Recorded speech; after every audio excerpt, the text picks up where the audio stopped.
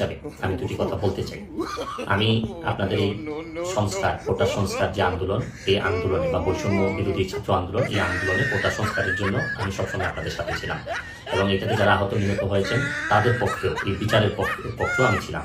কিন্তু আমার ব্যর্থতা হচ্ছে কি আমি আপনাদেরকে বুঝাইতে পারি নাই, এটার জন্য আমি সম্পূর্ণ ব্যর্থ হয়েছি এবং আমি এই ব্যর্থ হওয়ার জন্য আমার যারা ফলোয়ার আছেন, যারা আমাকে নিয়ে প্রত্যাশা করেছেন, সবার কাছে আমি দুঃখ প্রকাশ করতেছি। আমি আপনাদেরকে আরেকটি কথা বলতে চাই।